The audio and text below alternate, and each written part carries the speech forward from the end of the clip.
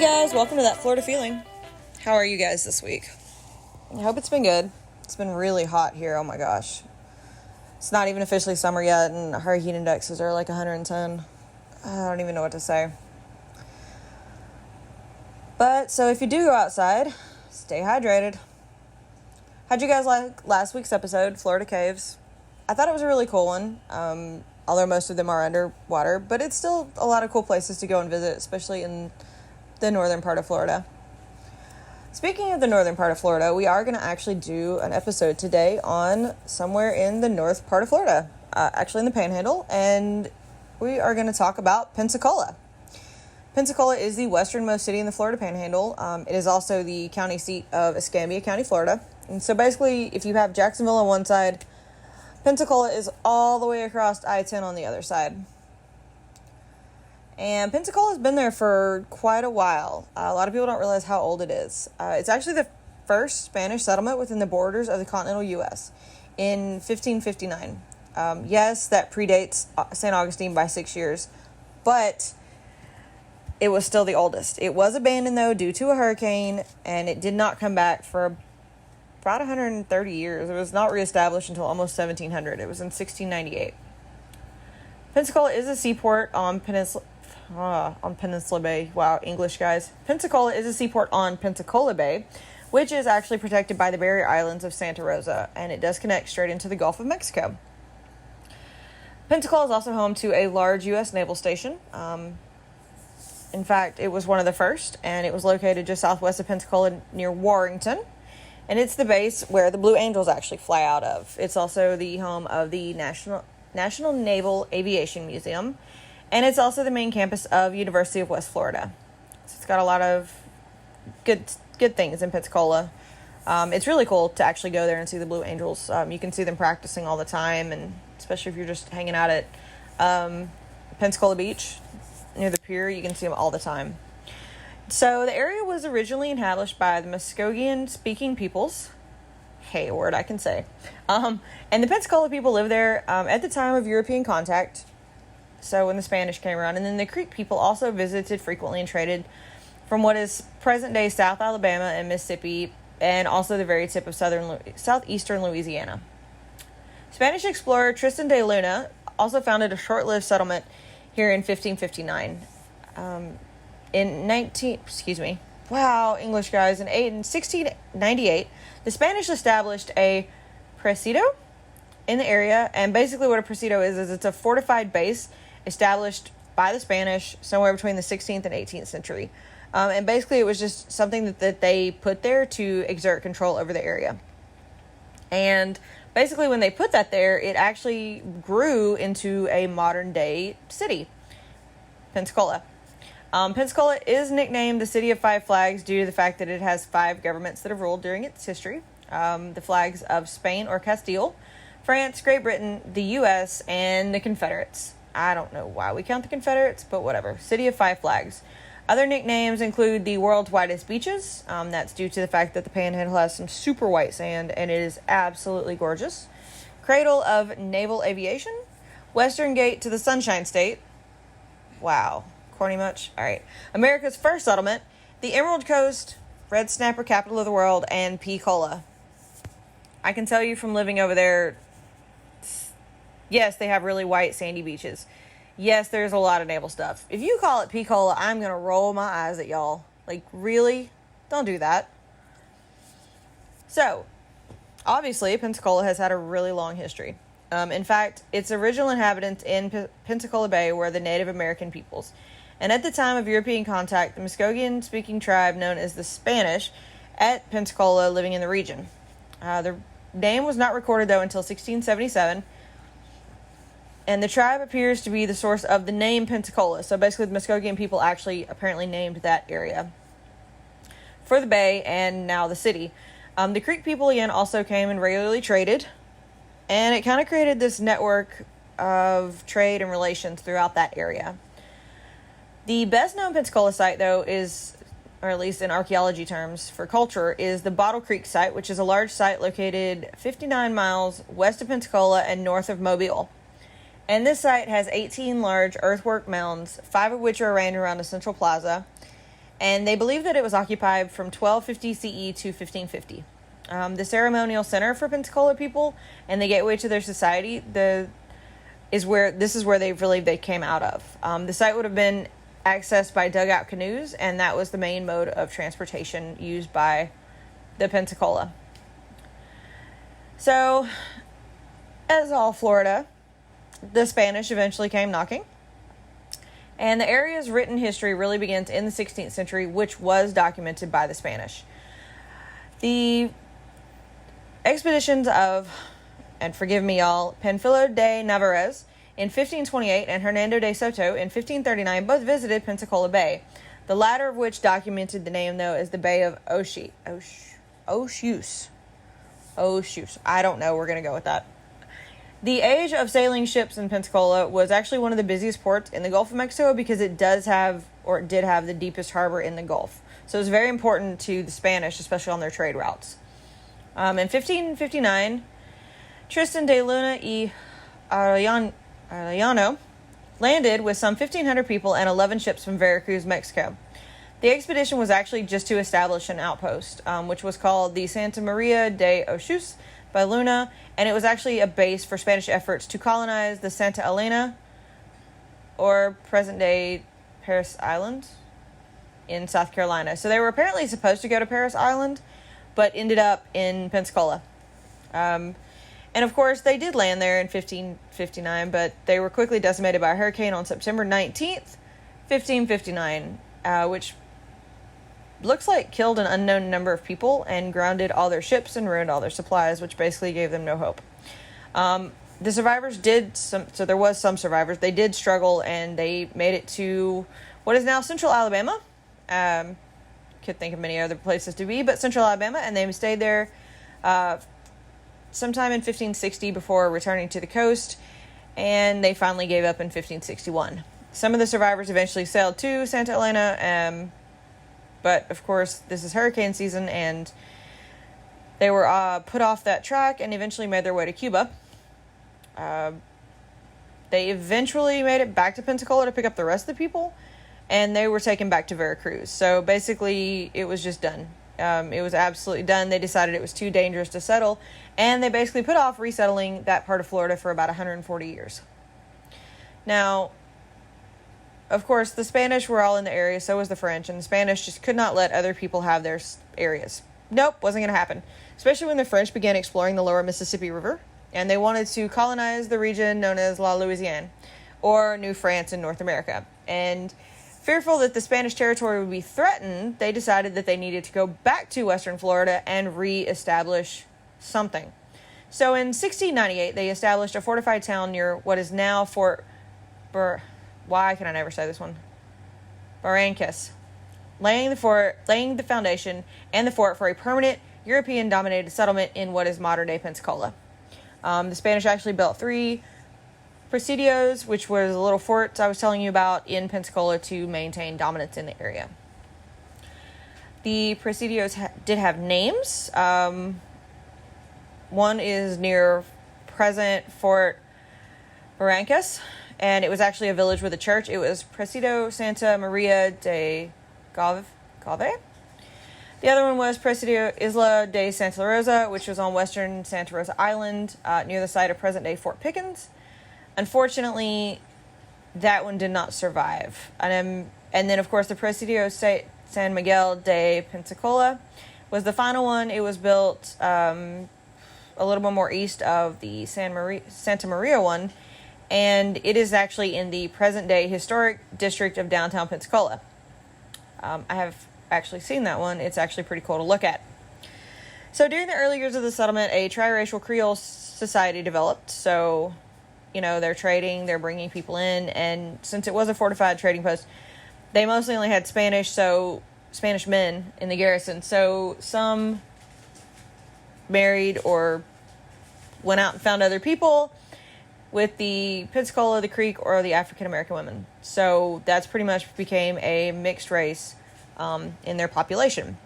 And of course, the Spanish encouraged fugitive slaves from the southern colonies to come to Florida for refuge, which I think is kind of cool. And they promised them freedom in exchange for Catholicism. In fact, King Charles II of Spain issued a royal proclamation freeing all slaves who fled to Spanish Florida and accepted conversion and baptism. Of course, most went to the area around St. Augustine, Fort Moose, but the escaped slaves also reached Pensacola. But, fun fact, St. Augustine did have an all-black militia unit for Spain as early as 1683, which I think is really cool. So, of course, due to Florida history, the Spanish succeeded Florida to Britain, so British took over for a couple years before succeeding it back to Spain. Of course, in 1763, the British strengthened defenses around the mainland of the Fort San Carlos de Barracas, including the Royal Navy redo, and a British governor was appointed to that area. So in 1764, a colony symbol was also established. The structure of the colony was modeled after existing British colonies in America, not like French Canada. They wanted a different structure. West Florida was also invited to send delegates to the First Continental Congress, which was present when they gave grievances against the British Parliament and George III. They did not, however, go. East Florida also declined the invitation. So once the American War of Independence, or whatever you want to call it, broke out, the colonists remained loyal to the crown in that area. They did actually launch an expedition, the Willing Expedition, proceeded to take a small force down the Mississippi to ransack estates and plantations. And in the wake of all of these expeditions, they actually got British reinforcements, so the area was actually secured. Even though the resources were limited, and Pensacola did rank fairly low on the list of priorities, they did see that this could be a threat and as a way to go up waterways, so they were actually given defenses at that time, which kind of contrasted some other colonies during the war, such as South Carolina, where they sent a number of British soldiers because they thought that coast was far more important than the Pensacola coast. After Spanish joined the American Revolution in 1779 on the side of the rebels, the Spanish forces did actually capture the city in 1781, which would be the Siege of Pensacola, and regained West Florida. After the war, the British officially seceded both West and East Florida to Spain as part of a post-war peace settlement. Hence, Spain taking back control of Florida. Now, Pensacola was still a huge trading area, especially up to 1785, where the creek from southern Alabama and Georgia used to come to Pensacola as trade and became a major center. They also had a huge garrison still in town now, due to the military presence. So, they would be raided every now and then.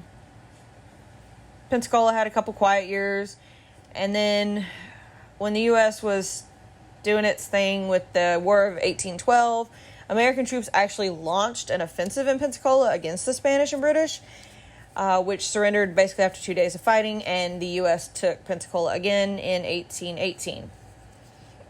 And then in 1819, the Spanish and U.S. negotiated an Adams-Onis Treaty, which Spain recognized, and that gave America full control over Florida, but Spain got Texas back. Got to give one for the other. When they did a census about the time in Pensacola, there was about 181 people or households. That's just households, not people. And a lot of them were actually predominantly French and Spanish Creole, which was kind of cool to note. Now, Andrew Jackson actually became the provisional governor as Pensacola became part of the U.S., so he kind of took over and made sure that the area ran correctly. But there was actually some interesting social dynamics going on in the area. They pretty much, the white people obviously took over, and then all of the mixed households kind of blended, but then they kind of started to separate the Creeks and the Indians. And this is also where they started to remove many of the Seminole or Indian tribes and kind of tried to take them out of Florida. There is actually a really cool cemetery. The St. Michael Cemetery was established in the 18th century at the location on the south part of the city, which is now the downtown area. It marks 3,200 burials in that cemetery with a large number unmarked. I feel like that's one of the cemeteries, like in St. Augustine, where you can walk in and you see maybe 100 tombstones, but know that you're standing on up to 5,000 people. I just think that's really, really strange that they used to do that. But Pensacola went through a period of, I'll say turmoil, because the tensions started to flare, especially between the white communities and the Indians, during what was called the removal era, when they were trying to remove the Indians from Florida. It was kind of a tumultuous time. And this comes just kind of around the time of the Civil War, when the Confederate forces actually tried to take over Pensacola, and they lost the nearby Battle of Santa Rosa Island, which I did talk about in my Civil War podcast episode on Florida. So if you really want to hear about the Battle of Santa Rosa or the Battle of Pensacola, I do talk about them more there. But those battles did lead to Florida pretty much giving up, or the Confederates giving up on that part of Florida. So present-day Pensacola is actually a pretty big city. It does actually have seasons, you guys. Pensacola is in the Panhandle, and it has warm and cold weathers. It's pretty interesting. I remember moving there thinking, oh, this is Florida. It's going to be great. There's going to be, it's sunny and warm all the time. And then it hit 30 and an ice storm came. And I'm like, what the crap? Still on the northern part of Florida, guys. It still gets kind of cold. So you can expect pretty much everything from, you'll hit some 80s in January and you'll hit some 30s in January. It's much like living in South Georgia or Lower Alabama, which it's part of it's called Lower Alabama. But Pensacola is actually a really big and diverse city. It's got some pretty cool stuff going on. But of course, since it is Florida, we will touch on the fact that Pensacola's location in the Panhandle does make it vulnerable to hurricanes. Hurricanes which have made landfall in or near Pensacola since the late 20th century include 10. About 10. I don't know why I didn't just put 10 on there and I had to write them all out. One of the last ones really was Sally in 2020.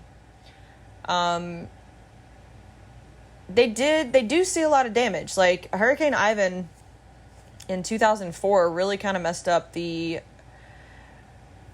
much most of the bayous, and it messed up a lot of boats and infrastructure. That was pretty much one of the worst hurricanes in that area. It somehow did. I mean, Hurricane Katrina hit Louisiana, which if you've ever been to Pensacola, New Orleans is maybe a 3-hour drive straight across. So it did receive a glancing blow from Katrina in 2005. Moderate damage was reported, a lot of flooding and wind damage. But yeah, Hurricane Ivan seems to be the one in the past, I would say 20 years, that really kind of decimated Pensacola and the surrounding areas. It was on the eastern side of the eye wall, so it sent a large storm surge into Escambia Bay, and it actually ended up destroying most of the I-10 Escambia Bridge. The storm knocked 58 spans of the bridge and misaligned another 66, basically closing down the entire bridge. The surge also destroyed the fishing bridge that spanned Pensacola Bay, as well as 3 Mile Bridge, which, having driven over 3 Mile Bridge, I can tell you they worked on that for a long time after that hurricane. About $6 million did occur in the metro area. Hurricane Ivan was a huge hurricane, and I'll probably talk about it in one of my other hurricane episodes. Although the last hurricane to really hit was 2020. Hurricane Sally hit, and it did about $29 million of damage to Escambia County. The worst part was that downtown Pensacola, unfortunately, was flooded. Another thing that Pensacola is known for, obviously, is the military. It has been referred to as the cradle of naval aviation, and the Naval Air Station Pensacola was the first naval air station commissioned by the U.S. Navy in 1914. So I can see why it's called that. Tens of thousands of naval aviators have reached training there, including, fun fact, John Glenn went through his training there, and Neil Armstrong. Of course, the Blue Angels are stationed there. And the Blue Angels are a flight demonstration squadron of the U.S. Navy. It was formed in 1946, and it is the second oldest formal acrobatic team under the same name in the world, after the French Patrouille de France, formed in 1931. The team is composed of 5 Navy and 1 Marine Corps demonstration pilots, usually flying Boeing A-18 Super Hornets. They usually do about 60 shows annually, 30 locations throughout the U.S., and they perform aerial displays. And they're called the Blues. The Blues still employ many of the same practices and techniques used in the inaugural 1946 season. It is kind of cool. It's something really, really awesome to watch. They do get about 11 million spectators to view the Squadron air show from March to November each year. Members of the Blue Angel team also visit more than 50,000 people in schools, hospitals, and community functions in air show cities. It's estimated since 1946 that the Blue Angels have flown for over 505 million spectators. It is a really, really cool thing to see. The mission is to showcase the pride and professionalism of the U.S. Navy and Marine Corps by inspiring culture of excellence and service to the country throughout the flight demonstrations and community outreach. And they really are a cool community outreach. They usually do the diamond formation, or a tight diamond formation, maintaining an 18-inch wingtip to canopy separation, which is absolutely insane. Kind of reminds you of Top Gun and Maverick right now. I mean, they're really cool to see. They're really spectacular to watch. They are amazing at what they do. And, you know, it really was cool living there and just watching them fly around, like, just in practice. You know, I don't really know what to say about it other than you just need to go watch it. It really does inspire patriotism. A lot of kids really love seeing it. They're at a lot of air shows. Yeah, if you actually just hang out at Pensacola Bay, you can usually see them just flying around. It's kind of cool. So they're definitely home for that. And you can even go see the National Museum of Naval Aviation, which is located in the Naval Air Station. It's free to the public. It cares for and exhibits hundreds of vintage naval aviation aircrafts and preserves the history of naval aviation throughout the displays, symposiums, IMAX movies, and tours.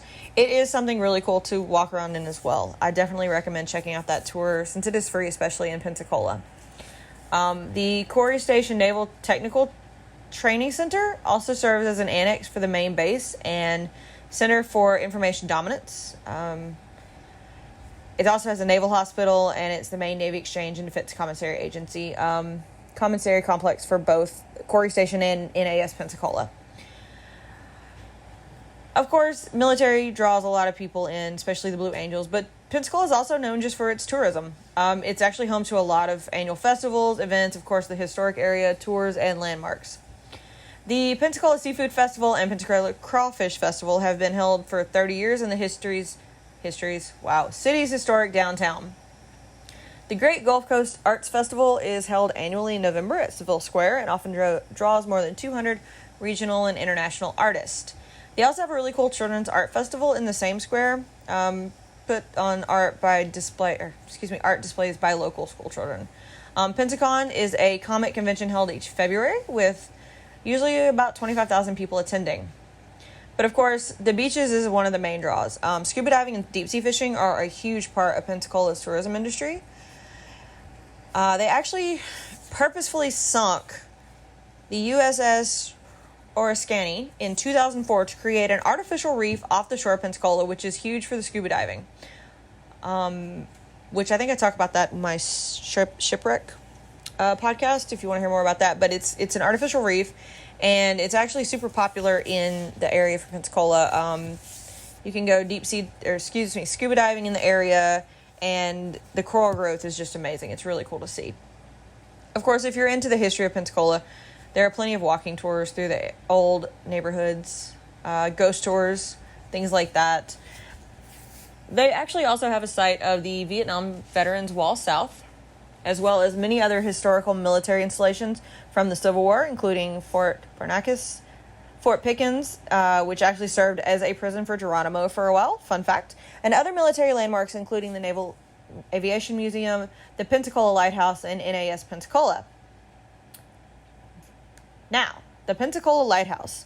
You have probably heard me talk about it in my Haunted Florida episode.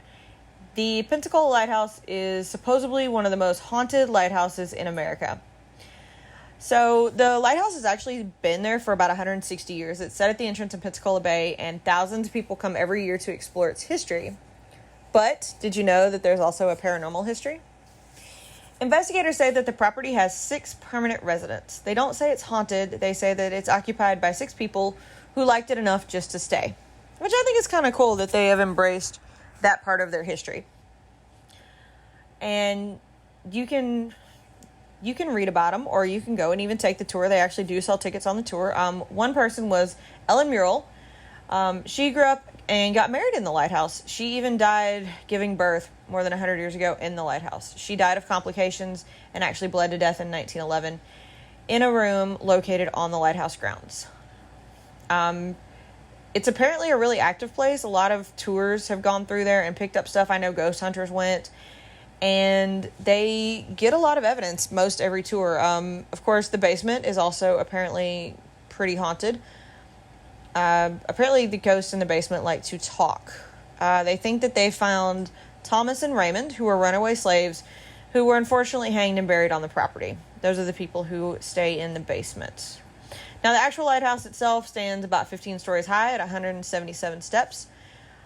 And they say that the steps are also haunted. A lot of people have seen or felt a man possibly named Sam Lawrence, who became a keeper in 1877. And he just doesn't want to leave. He loved his job so much that he stayed. Although, side note, have you noticed that a lot of lighthouses that are haunted by the old lighthouse keepers? Like, was it just such an awesome job that you just loved it so much that you never want to leave? Like, I just want to know. Because that's all you hear about is like, oh, the lighthouse is haunted by the former keeper. Was it that good of a job? I just want to know. Sorry. Apparently you can also communicate with 2 children, possibly named Lizzie and Joey, who died from yellow fever in 1922. They apparently like to wander around the lighthouse property and scare people. I think that's kind of cool. Apparently the most popular story about the kids is that they will stand in the doorways and scare people as they're walking through. Like, you can feel a change, or you can feel something brush past you. I don't know. I think ghost kids are creepy, but that's kind of cool that they're, I guess, still having fun. The Pensacola Lighthouse was labeled the most haunted lighthouse in the U.S. Somewhere around 2012, which I kind of have to, St. Augustine Lighthouse, that's got a bad history and creepy. So I'm like, okay. But since it has been documented by some of the major ghost hunters and they have evidence and you can even still go on a tour, I guess I have to say it is pretty haunted. If you want to go see it, it is located on the Naval Air Station Pensacola. And you can usually take a private and overnight ghost hunt from sometime in the spring until November. And I guess with this lighthouse having as much history as it has, and, as much, let's face it, lighthouses are usually there to help people, but not everything always goes as planned. They do operate from 10 to 5 daily. Obviously, it's encouraged to wear tennis shoes if you're going up and down the stairs. It's actually pretty cheap to get onto the museum grounds and exhibits and even climb to the top. It's only $9.50, which I think is actually pretty cool. So I think that's kind of nice. Since it is on a naval station, you do have to be, it's an active military base, so you just have to be aware of that when you're going out there. They do have some really cool exhibits that show the history of the lighthouse over the years. They also have some stuff from the Coast Guards, the history of illumination, which is how the light went from a bonfire to the Fresnel lens that it is now. There's also a living history which talks about the keeper's quarters, which is probably where you're going to run into the ghost of the woman who died giving childbirth. And of course, they also talk about the women who lived at the lighthouses. Of course, the majority of lighthouses were male, but many women took up and kept up the lighthouses, sometimes receiving, if not more pay than the male counterparts. I think that's awesome. So, they actually have an exhibit on the female lightkeepers, people who maybe not have ever had the light shined on them, so to say. Of course, they also talk about the industry of Pensacola and the ever-changing, Pensacola's changed a lot. The culture and the Navy being near it and all that stuff, you can kind of check out a really cool exhibit for that. They also have a reading room where if you want to get references from the exhibits on the lighthouse, you can definitely sit down and look into them as well. So Pensacola actually does have like quite a bit to offer. They also have the arts and theaters if you're into that. Even though Pensacola does not have a prominent skyline, they do have some really cool buildings. Unfortunately, the tallest building in Pensacola is the 15-floor Crown Plaza Grand Hotel. They also have the Seville Tower, which is kind of cool. It's a historic bank that was built in Pensacola, and it was designed by an architect out of New York. So it does have quite a bit of history to it. It was actually built in 1910, previous to the Black Friday and the Great Depression. So it actually was the tallest building in Florida at the time of its completion, and remained the tallest in the city of Pensacola until 1974. It is on the National Register of Historic Places. It was added in 1978. So yeah, I mean, this is a building that's been around and seen some stuff. I think that's pretty cool, especially old architecture. It's just a really beautiful building with the large windows, and you can see the different grades in the architecture. Another thing that Pensacola does is they do have actually some sports teams. The Pensacola Ice Flyers is a Southern professional ice hockey team, which you can go see at Pensacola Bay Center.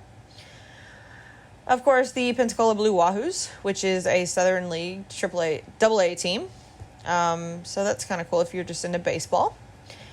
And then, of course, they have the West Florida Argonauts, which is the University of West Florida. And they even have the Pensacola Roller Girls, which is a women's flat track derby association. So that's kind of cool that they do that. There's also, of course, a couple different parks in there. Perdido Key State Park is actually not that far from Pensacola. It's a really beautiful view to go out there and to hang out. There's really nothing out there. Eventually you'll get to the Floribama, and you'll know you've gone into Alabama and you've gone too far. You can also go to the Big Lagoon State Park, which we went to when we first moved out there. It was really cool.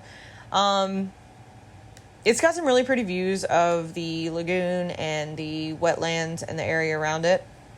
It's a lot of known for... They do actually have beaches if you want to check it out. I don't think that we went for the beaches, but they do have a lot of biking and boating. You can canoe, fish, hike. It's a state park. They have a little bit of something for everybody at the state parks. I just think it's cool that they built it up. And fun fact, it's the gateway site for the Great Florida Birding Trail. So if you're definitely into birds or whatever the word is for birds, you can definitely check it out. I'm telling you guys, English is not my strong suit today. I have not had enough coffee. Pensacola is an ever-growing city. They do have I-10 and I-110 goes right through it. Passing basically from Jacksonville, you can go all the way on I-10 to through Pensacola to New Orleans. There's really something for everybody. It's just, I can't say that it's a typical Florida town because it's not. There are some really cool little small towns outside of it, such as Gulf Breeze, Florida, and Navarre, Florida. Both of those are amazing sites. Of course, Pensacola Beach, the area around the beach is just absolutely beautiful. They have some really good seafood up there. Gulf shrimp is amazing, you guys. But I really, really would be remiss if I did not talk about my favorite restaurant in Pensacola. And that is McGuire's Irish Pub. McGuire's Irish Pub is just amazing. And they even actually have their own brewery if you go to the one in Destin. But there's two of them. There's one in Pensacola and there's one in Destin. It actually first opened in 1977 in Pensacola. They started out as a pub and in a shopping center, and then in 1982 they got to move into their current location, which is actually a really cool 1927 original firehouse. And they're the ones that you sign the dollar and they hang it on the walls, and it's so cool. Like, they have such good food, and they do a run. I think it's a 5K, and you run through the streets, and then you finish the thing, and then you get, well, of course they give you beer along the way, but you get this thing on their menu, and I can't remember the name of it. I want to say it's called an Irish Wake. And they limit your Irish Wakeness to one per time, or it used to be one, maybe it's two now, but they limit it because it is such a strong, fruity, just wow kind of drink. Like, and it's really good. Like, it's really good. They changed the limit. It's 3 per person. So, it's an old mason jar that you get to keep. Haha, very funny. But it is, I remember it being a mix of like orange juice and citrus and vodka and I don't know what else. I'm surprised they still let you do 3. I mean, I think with 2, I was like, no, I did 1 and I was like, yo, I'm out. This is great, but I can't do this no more. And also, randomly, this Irish pub has some of the weirdest and best burgers I have ever had. Although I might make fun of you if you get a hamburger at a Irish pub. But they also have a thing called an Alka-Seltzer Award where if you can eat 3 burgers, they give you a free McGuire's t-shirt and an Alka-Seltzer. But it's a really, really cool place. They have such good stuff. And of course, the one in Destin is a brewery. But I just have, because it's such a cool place in Pensacola to go. And it's been there for so long. Like, everybody knows McGuire's. I think the weirdest burger that I thought they had was the Skippy Peanut Butter Burger. I just can't do peanut butter and a burger. That's just, wow, I'm adventurous, but I am just not that adventurous. But yeah, definitely give it a try. Every time I went to this place, I had fun. Their food was amazing. Their burgers are fantastic. Their beer is really good. So if you're looking for a place in Pensacola to check out, I definitely recommend that. The other place I recommend is called Sky's Pizza Pie. And no joke, if I can find the picture, I'll post it on my Instagram. This slice of pizza was the size of my arm, y'all. Like, it went from my elbow down to the tips of my fingers. And it was, like, so cheap. And it was so good. And you can get a slice to go. It was really, but, like, it was so good. I actually still talk about that pizza to this day. But yeah, you can get whole pies, you can get slices, and they do have some really cool choices as well. It's mostly New York style. I always thought that the lasagna pie looked really good. It was meatball, sausage, ricotta, and mozzarella. I always thought that was a really cool one. But of course I have to stick to the white pizzas, so, you know, whatever. It's still good. I also just did not understand, like, how people ate more than one slice of their pizza. It is so amazing. And then, of course, they have the standard stuff. But Pensacola is home to one more place that I absolutely love. And you've heard me talk about it. You've heard me talk about it a lot. It is Badass Coffee. There is a Badass Coffee in, well, it's not, okay. It's not in Pensacola. It's outside of Pensacola. Excuse me. But there is still a Badass Coffee within realm of Pensacola. It is actually, okay, so it technically is Pensacola, but whatever. It's off Sorrento Road. And you guys, you have not had amazing coffee until you have had Badass Coffee. It's all from Hawaii, so it's Kona. They've got some of the coolest drinks around, and the menu is just amazing. Plus the fact that you can just buy something that says Badass Coffee. They have, probably my favorite latte there is I don't know. I'm torn now that I'm looking at their menu again. I don't know. The Badass Mocha, which is dark and white mocha, is so good. But then they have this thing called Snickerlicious, y'all. And it's caramel, dark chocolate, hazelnut. It is so good. And it tastes like a freaking Snickers. I love it. What am I saying? I love all their drinks. And they always have some really cool ones. I think they have like a beach bonfire one right now that's kind of cool.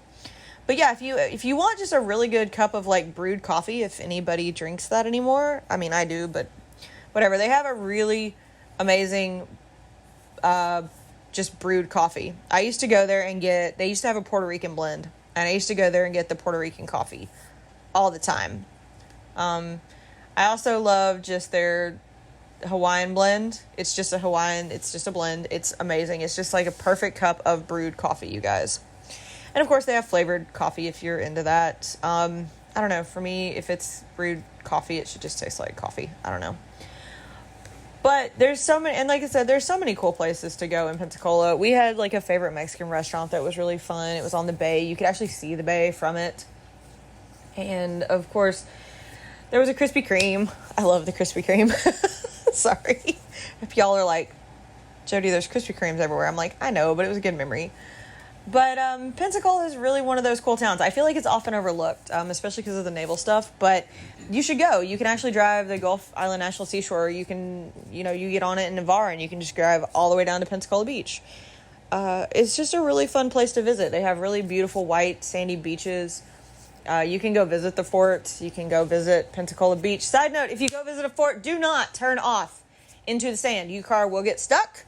It will be a bad day for all parties involved. I just want to say that out loud. The person who's listening knows who I'm talking to.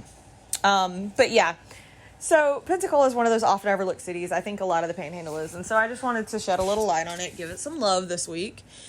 Reminisce about some really good hamburgers and pizza, apparently, and coffee.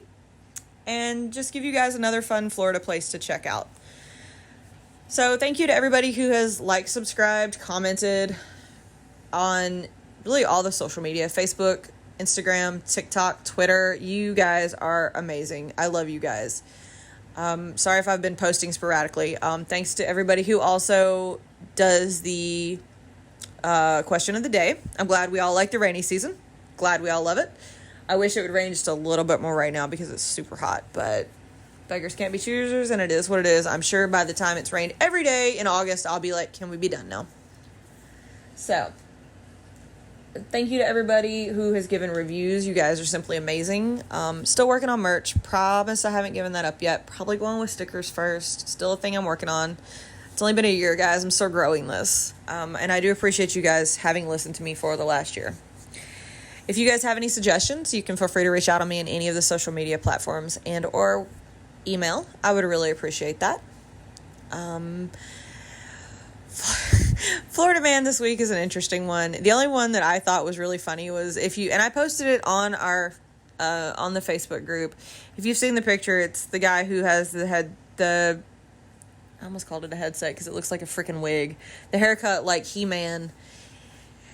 And I don't know, y'all. Florida Man's getting to be a bit much. I know the world's going to crap lately, so I don't really want to talk about Florida Man and his stupidity. I just want to talk about the good things. So I hope everybody has a great week. I hope that you all get some fun weather, some sunshine. If you're on the beach, enjoy it. If you're not, maybe you'll get there soon. Wear some sunscreen if you go. Be nice to one another, guys. There's enough assholes out there. Don't be the next one. And that's your daily dose of sunshine.